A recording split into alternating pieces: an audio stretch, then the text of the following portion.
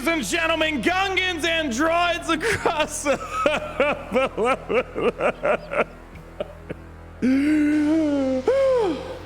It comes with a heavy heart today to inform you here at the video gaming division that this one Jedi that loved to hit the gym so much recently has got a massive nerf. Yes, Qui-Gon Jinn, formerly Jim, now just Jinn, is getting a huge kick in the nut nerf with this Omicron. One of the best and most fun interactions I've seen. One of the coolest Omicrons that transformed the leftover Jedi.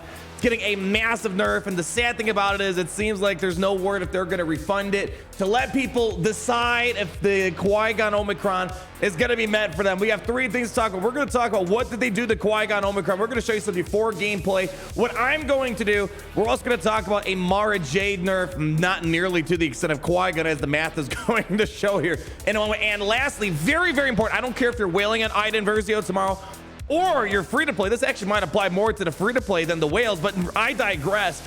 We're going to show something that me and my good friend Synergy, we always like to talk about theory crafting something. They brought something to my attention that might be worth putting on your radar to not overgear Iden for a good reason. We might have a paper zombie type of situation as we're going to break down. So please, I hate when people spend tons of money and they get screwed over for overgearing something. Wait and see. That this be the last point of conversation, but we got to talk about Qui-Gon Jinn and his Omicron. Today, an update hit. And a few moments ago, we got the unfortunate news that Qui-Gon Omicron, they did not like how powerful he was. Long story short, before I show you exactly what happened, the new changes now firstly prevents his whole entire Omicron, for the most part, working if there's a galactic ledge in the team. They kind of moved this conditional phrase to the very top, whereas before it was kind of down a little bit and the Jedi would still get the offensive boost. So one, if you bring in a galactic ledge like Jedi Master Luke, pretty much Omicron doesn't work. Secondly, they reworded it to kind of make sure he doesn't give off nearly as much offense as before, because before, when he was dying off, he would feed his base offense, of course, multiplied by 400%, but he was also giving off the offense that he was getting through the lead, the 30 times his speed offense, and then combining it with his physical offense or offense in general, and then the multiplication of 400%. I'm going to show you the mathematics on this before and after difference. And one, it sucks. There's no way for people to get informed right now if they should reapply the Omicrons. I'm going to keep it on, even if they do refund it.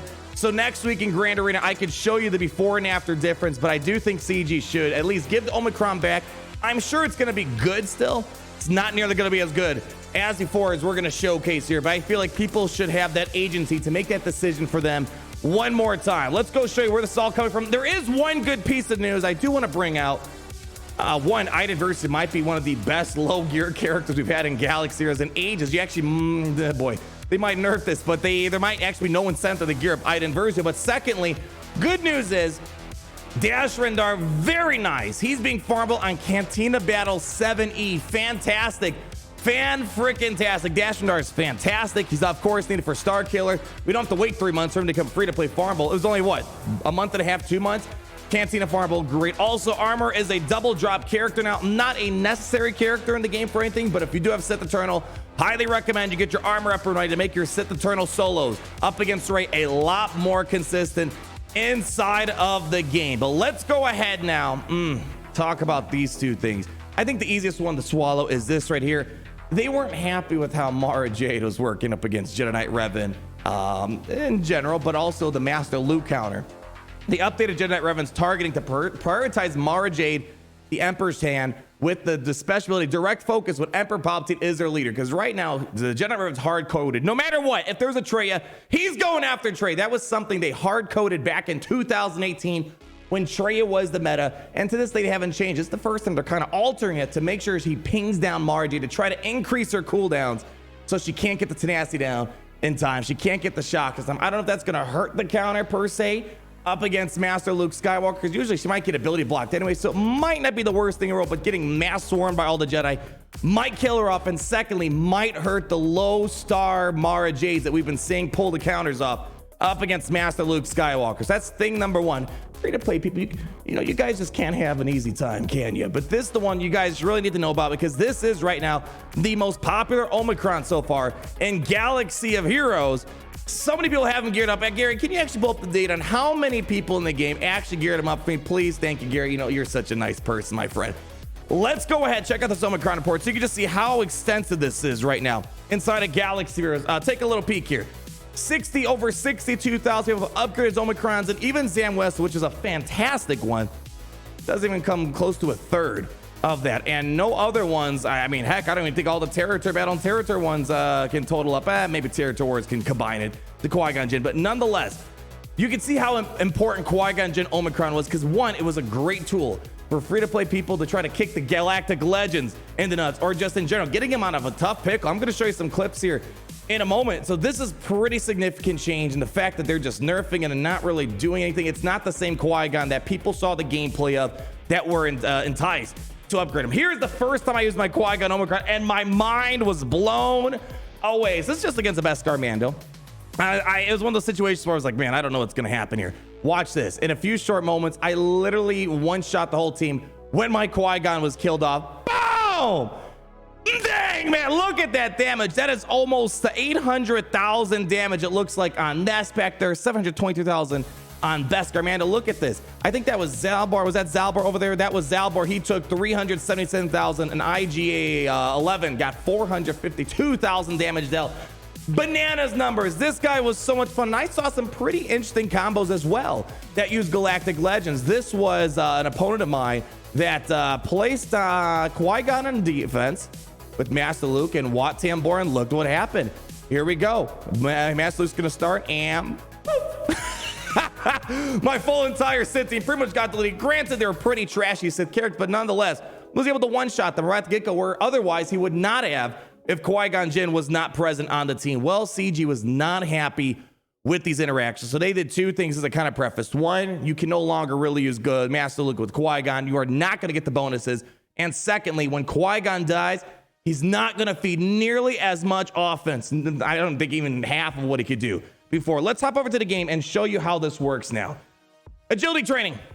Now that they put the clause at the very beginning, the condition at the start of the battle, if there are no Galactic Legends and all allies are Jedi. So right there, if there's a Galactic Legend on the other team, so Supreme Leader Kylo Ren. Some of the most famous clips this year has been Supreme Leader Kylo Ren poking Qui-Gon, and then the whole entire SLKR team gets deleted by Jedi and Anakin. If you're someone that hates that, well, you're going to be happy. No longer will this stop just Supreme Leader Kylo Ren's, for example. Or you can't do that funny little hybrid team that I just showed a moment ago here. So that's number one. GLs in general on your team, other team, pretty much delete the whole purpose of this entire thing. But the second most important thing, it's really kind of hard to pull this out here. The most important thing really is, for my situation where I wasn't using GLs or going up against GLs, now when Qui-Gon dies, he's simply going to get 400% of his offense. That's it. Whereas before, let me show you an example. We're just going to take our numbers real quick and just kind of play around a little bit. So for example, I had 269 speed, nice, on my Qui-Gon, and let's just take his physical offense. 74.99. So here's how the calculations worked before. So we're going to take, for example, my 269. We're not going to include the speed bonuses. I'm going to keep this very simple. So ignore the extra speed, even though that could alter this even more. Before, this is what would have happened. He would have gotten 30 extra offense based off his speed. So let's do 269 times 30. That's 8,070 extra offense. Let's just combine that with my physical offense that I have right now, 74.99. When Qui-Gon was dying off, he was giving off 400% of this number. So multiply that by 4. That was 62,000 offense. And again, that could be higher. I wasn't including the speed bonuses he grants to the lead. We're not including any of that into this calculation. This is what we were roughly doing before to pop up those crazy 700,000 plus damage here. This is what it looks like now. So 62,000, we'll just round down for the time being, was what I roughly had before. Most likely a lot more, to be honest. And that's not even including Caddy Moody into the mix either. So you know what, you get the point. This is what it's like now. When he dies off, he's just going to do this. 29,000. So it's basically, let's just say for the sake of the argument and keeping things very simple, at minimum, his damage, their offense that he was granting to the whole team is getting cut by half. And of course, he doesn't work with GLs or against GLs any longer. That is a pretty significant change. But if we take a look at this, I'm taking a very, I'm going to take it just to play devil's advocate for a moment. Looking at these numbers here, doing 350,000 damage on Nest, and bam, should one-shot them. It's the tanks that might be a bit more of a concern. You know, 200,000 damage might not cut it for IG-11, or 150,000 might not cut it for Zalbar, and that is with a Relic 8 Jinn on Anakin and a Relic 7 Qui-Gon offense supercharger. So long story short, these numbers that you're seeing pretty much the past month or so with Omicrons, they're not going to be indicative moving forward. And actually, I want to end this off. I feel bad for anyone that never got to experience the Qui-Gon Omicron that I had the privilege of trying out this past week inside of Grand Arena. So if they do refund, which I'm urging CG refund it, I'm sure plenty of people will give it back. I'm sure it's still going to be a solid Omicron. This is a pretty significant change to the kit, to the damage, the things that people, you know, they see one thing and a month later you kind of change it because you didn't like how it's wrecking GLs. I think they should refund it. I'm going to keep it on because I know how popular it is based off the data, but we're going to try it out next week, see what it's like. Hopefully he could still blow some minds away, but these numbers are long gone. It kind of reminds me, I don't know if you guys played Modern Warfare 2.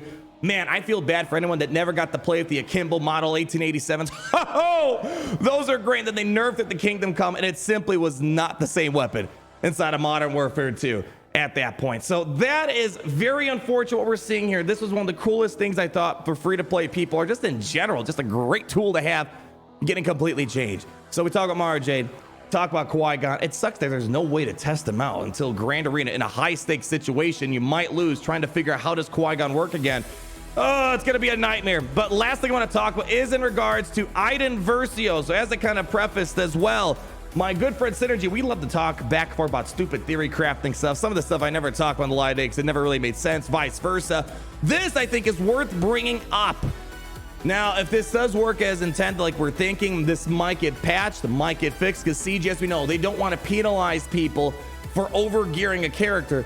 But there's a very good possibility that Iden Versio might be better at low gear, and who knows, CG might not do anything about it. We'll have to wait and see. Let me go ahead and show you the message. We had a phone call for about, I don't know, 20-30 minutes or so, talking about these few things here, and he did a little text overview that they wanted me to share with you guys, and we're going to try this out in our stream tomorrow. We're going to do an Iden versus stream, and we might not do whale or fail right away. I'm probably just going to shoot in, and all you got to do is keep her at 2 stars, get her to level 84 so you can get her Zeta unique revives, and just take her to gear 6 and stop. Basically, why do you want to keep the gear and the stars and level as low as possible? Because here's the thing, most likely the ideal team for Iden Versio is going to involve Elsa, the Snow Trooper.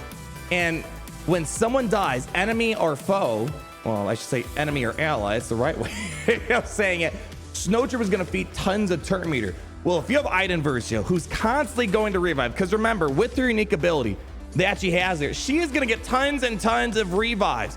As long as there's another Imperial Trooper ally on the team, she's going to revive again at 100% health and protection. That's great. So it's kind of like Nude Gunner, but a never-ending Nude Gunner. It is literally like a Night Sister zombie. 4 Imperial Troopers here. And every time she is dying off because she is so freaking frail, what she's going to end up doing is triggering the Elsa, the Snow Trooper unique ability here. And every time someone dies off, again, enemy or ally, Snow Trooper is getting 30% turn meter. And the other Empire allies are going to be getting 15% turn meter as well. So you're going to get constant, massive turn meter gains, feeding to Elsa, the Snow Trooper, feeding to the rest of the team. And there's a couple of other points here as well. If she is so low gear and she's going to constantly revive, she's almost essentially semi-immune to debuffs, because if you kill her, she just revives again with no debuffs on her. And somewhat interesting too, against Dr. Revan, Iden herself won't trigger death mark because it's going to be pretty much, Revan does 1 AoE, she's going to be dead. There won't really be an opportunity to have Iden cause the death mark situation. You can't really drop Iden below 50% health if she's paper thin and any damage sort of kills her. So let's wait and see, of course, but I think this is worth bringing up. As I said, there's no reason for the average person to take a character to max gear day 1 unless you're testing out for maybe your guild or something of that matter. I highly recommend wait, maybe try out for yourself with a low star, low gear Iden Versio, because man, imagine it would suck, kind of like Zombie, where for a long time people who undergeared her had a higher advantage than someone who overgeared her, because a paper zombie back then would trigger Asajj and Daka so much they would go crazy. We might have a paper Iden situation for the Imperial Troopers. So I want to put these things on your radar. Qui-Gon Jinn, one of the most unfortunate things we've had in a long time. I do hope they give people the agency over their roster to reassess if the Omicron system. The only argument I could think is against that is people that maybe didn't get the Qui-Gon Omicron.